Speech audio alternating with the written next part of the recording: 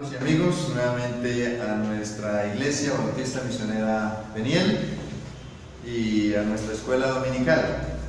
Recuerden, hermanos y amigos, que si usted necesita un ejemplar del material de la escuela dominical, puede escribirnos, dejarnos un mensaje en Facebook o en YouTube, o también en el correo electrónico psgilbert@hotmail.com. Estamos dispuestos a enviar el material de la escuela dominical y también los bosquejos de la predicación de la palabra del Señor. En la guía que ustedes tienen, en la página número 71, iniciamos la lección acerca de Jesucristo. Vamos a hacer un breve repaso antes de ir a los últimos estudios que nos corresponde para hoy. El tema entonces es Jesucristo. Jesucristo es el hombre perfecto, perfecto hombre y perfecto Dios. El Señor Jesucristo es Dios. También sabemos que Jesucristo nació de una virgen, la Virgen María, como dice la guía ahí en la página número 73. En la página número 74 estamos estudiando la muerte del Señor Jesucristo, que Él fue llevado a la cruz del Calvario para morir por los pecados de la humanidad, y que cada individuo debe hacer una profesión de fe en Jesucristo, reconociéndole como Salvador personal. El tema que nos corresponde hoy en la página 75, la ascensión de Jesucristo. Vamos a avanzar un poquito más ahí en el computador, ahí donde dice la ascensión de Jesucristo, que es el tema que nos corresponde hoy. Y dice ahí, busque Hechos 1, versículo 3 al 9. Hechos capítulo 1, versículo 3 y 9, la pregunta en nuestra guía dice: ¿cuándo regresó Jesús al cielo? Entonces, Hechos capítulo 1, versículo 3, dice la palabra del Señor: a quienes también después de haber padecido, se presentó vivo con muchas pruebas indubitables, apareciéndoseles durante 40 días, y hablándoles acerca del reino de Dios. En el versículo 9 dice: y habiendo dicho estas cosas, viéndolo ellos, fue alzado y le recibió una nube que le ocultó de sus ojos. Entonces la pregunta, ahí en la guía que ustedes tienen, página 75, dice la ascensión de Jesucristo. Dice, busque Hechos 1, 3 y 9, ¿cuándo regresó Jesús al cielo? El texto que acabamos de leer, en Hechos capítulo 1, versículo 3, dice la palabra del Señor que después que el Señor resucitó de entre los muertos, se les apareció a la iglesia o a los discípulos con pruebas indubitables. Él necesitaba darles a entender que Él mismo era Jesucristo, pero resucitado. Y dice la palabra del Señor que se les apareció durante 40 días, hablándoles acerca del reino de Dios, confirmándoles la doctrina y las enseñanzas que Él les había dado. El reino de Dios a veces en la Biblia aparece como la iglesia, a veces aparece como el milenio, a veces aparece como el cielo. Entonces hay que mirar el contexto de lo que cada pasaje dice. Cuando dice la palabra del Señor, Jesús a los discípulos, cuando les dice, ¿están buscando el reino de Dios? O mírenlo aquí, mírenlo allá. Entonces dice Jesús, os digo que el reino de Dios está entre vosotros.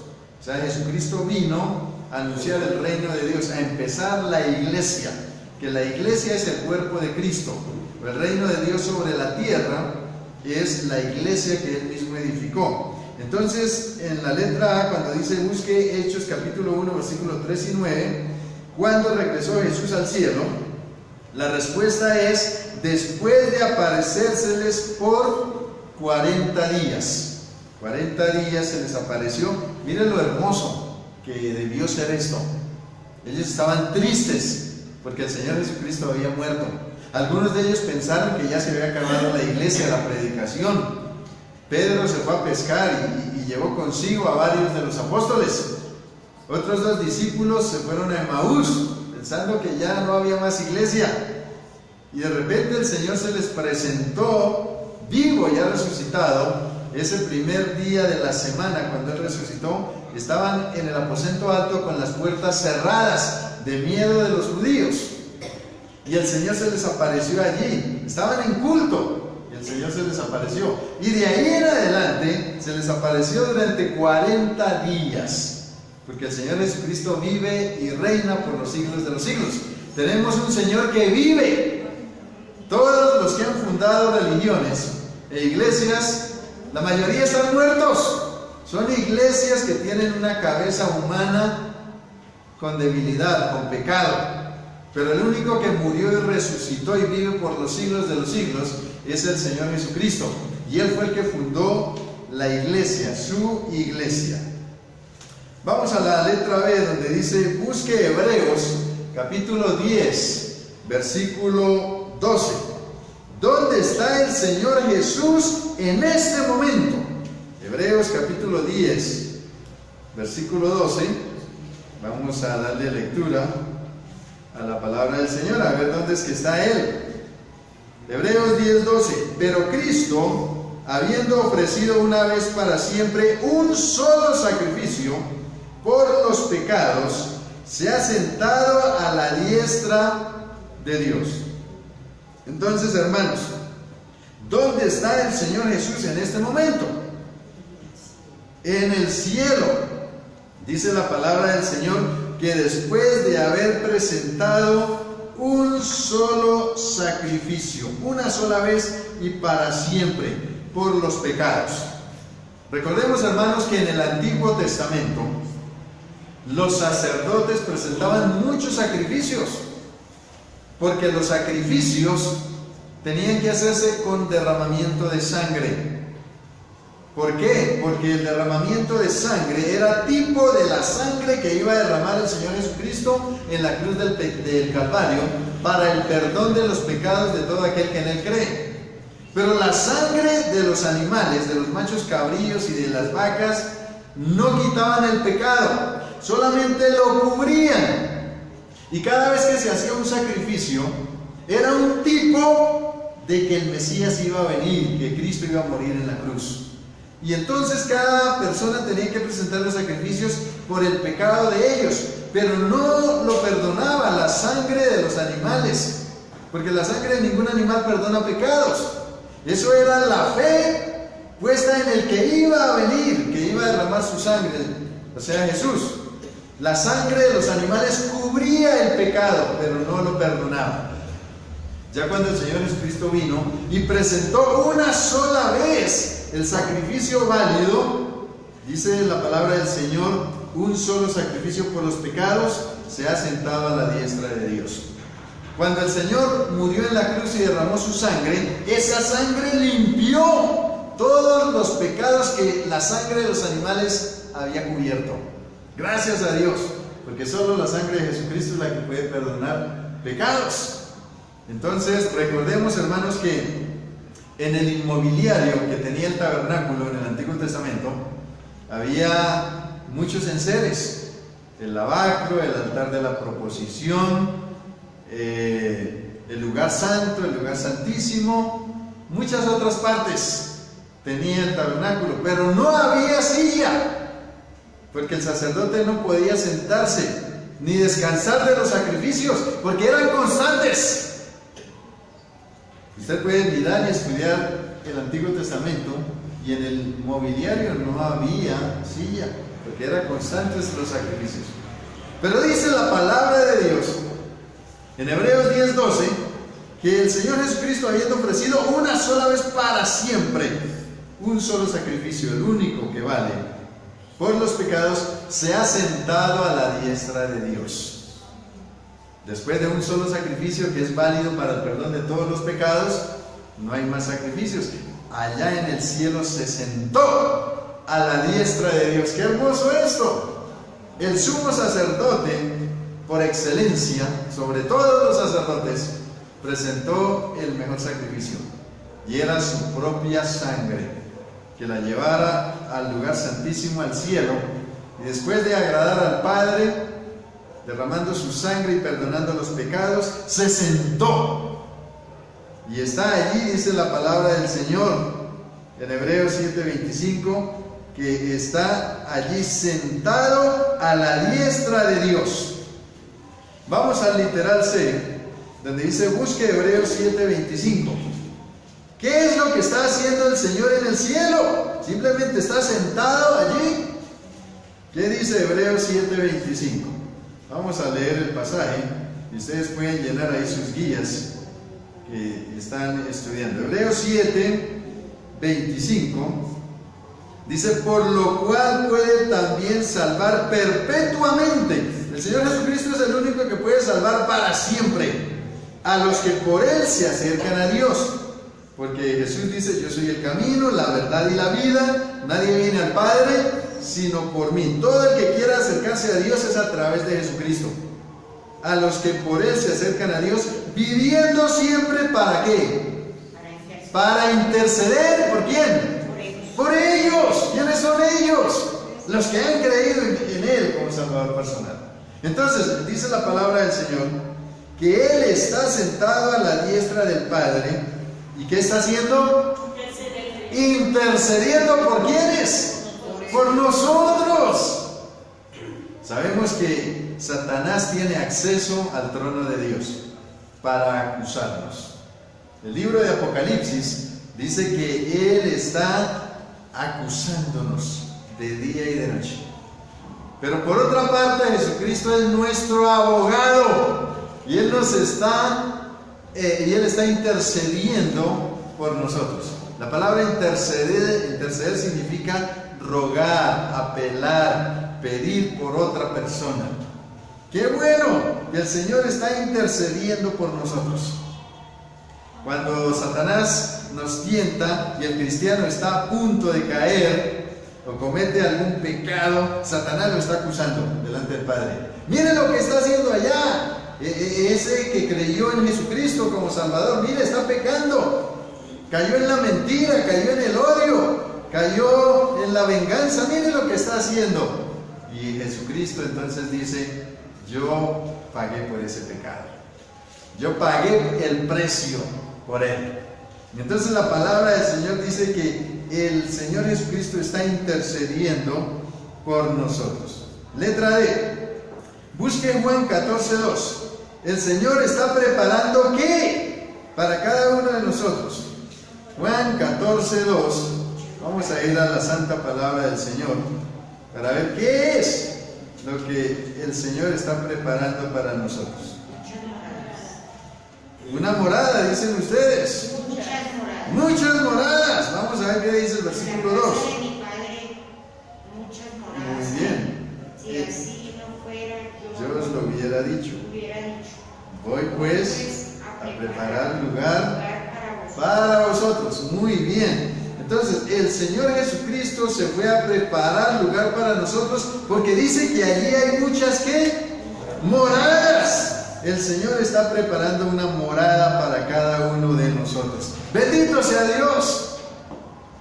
Aquí en esta tierra la gente se queda a veces sin casa. Hay personas que las echan de donde están viviendo por no pagar el arriendo. O de pronto la casa está en pleito y lo expropian. Y los cristianos, gracias al Señor porque aquí tenemos una morada. Algunos tienen una casa mejor que otros. Algunos pagan arriendo, pero gracias a Dios que Él provee nuestras necesidades. Pero allá en el cielo, dice la palabra de Dios que Él se fue a preparar lugar para nosotros, porque allá hay muchas moradas. Allá en el cielo no vamos a tener necesidad de pagar los servicios, el agua, la luz, el teléfono, la parabólica, porque allá dice la palabra del Señor que seremos como Él, como el Señor Jesús. No vamos a tener necesidad de televisión, ni de luz, porque dice la palabra del Señor que el mismo Señor Jesucristo, Él es la luz y alumbrará, y no habrá noche porque Él será la luz, dice la palabra de Dios. Y el Señor se fue hace un poco más de 2000 años a preparar lugar para nosotros. Imagínense qué clase de preparación se puede hacer en 2000 años. Cuando sabemos que alguien viene a visitarnos, barremos la casa, ¿cierto?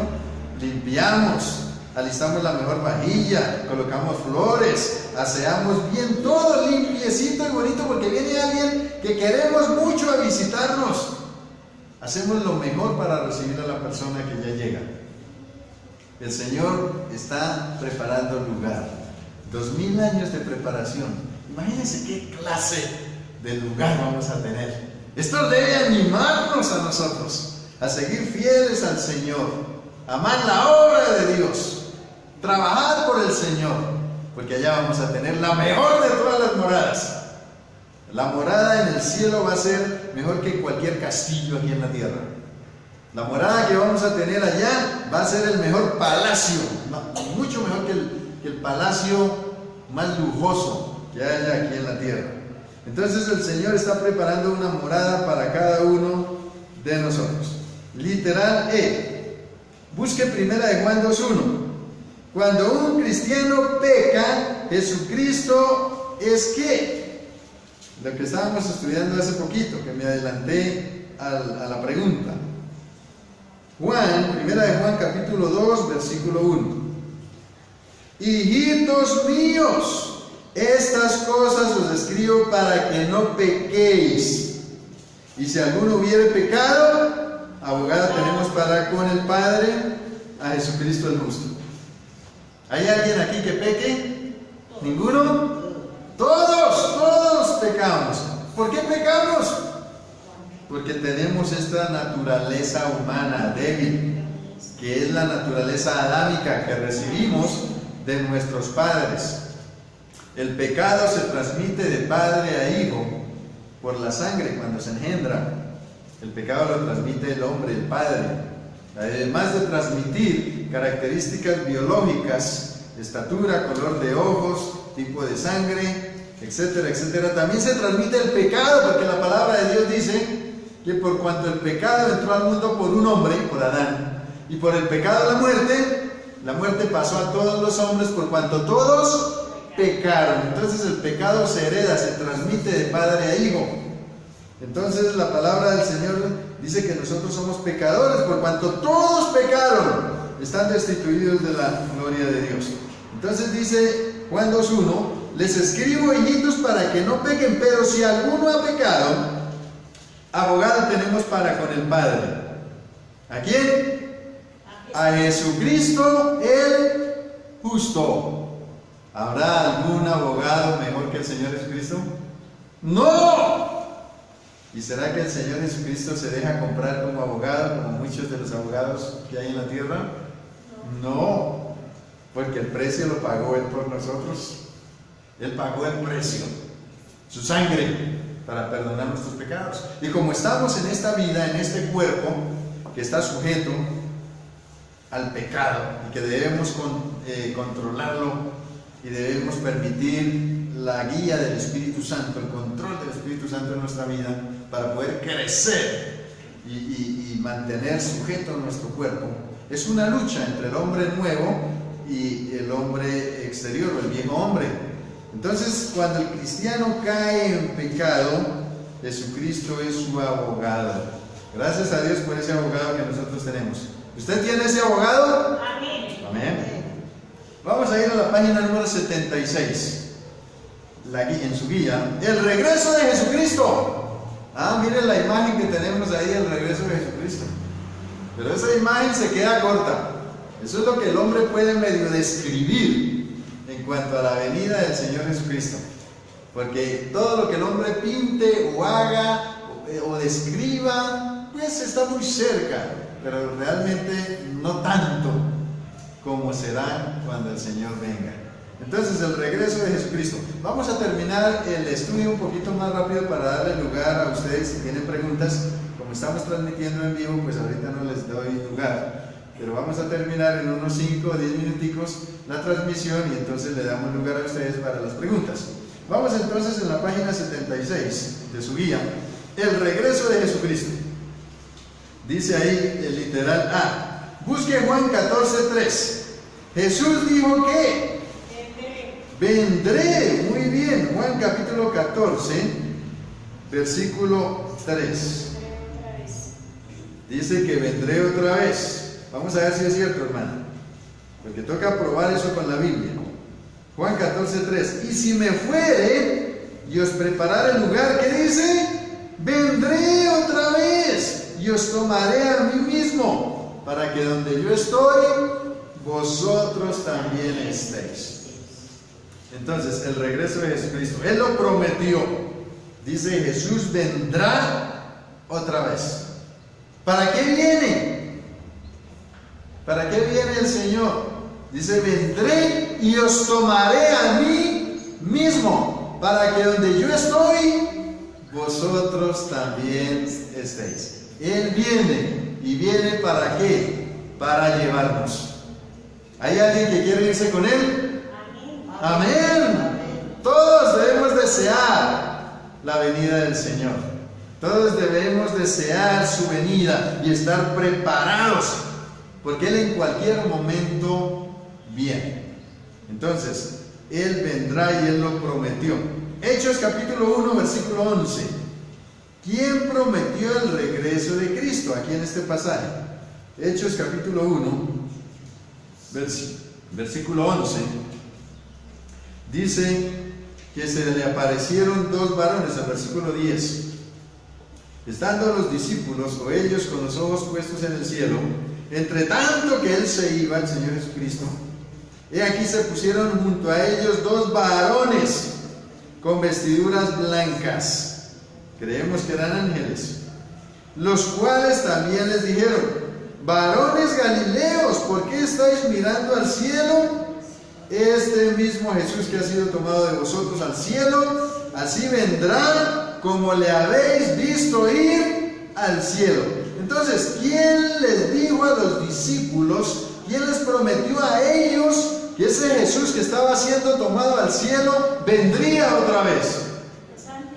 Muy bien, dice la Biblia, dos varones. Creemos que esos varones eran ángeles y prometieron. Entonces, primero, literal A, dice que Jesús le prometió a la iglesia que vendría. Y en Hechos, dos varones, creemos que eran ángeles, que vinieron y le hablaron a los discípulos que estaban mirando al cielo mientras Él se iba. Vamos a ir a Tito capítulo 2:13, literal C, donde dice el regreso de Cristo se llama ¿qué? Tito 2:13. Todos ahí con su Biblia en la mano. Tito 2:13 dice, aguardando la esperanza bienaventurada y la manifestación gloriosa de nuestro gran Dios y Salvador Jesucristo. Entonces Tito 2:13 dice que el regreso de Cristo se llama ¿qué? ¿La qué? Esperanza ¿qué? Bienaventurada. ¿Ustedes han tenido o tienen esperanzas? Claro, ¿qué espera usted? Nosotros como cristianos, ¿qué esperamos? Que el Señor venga.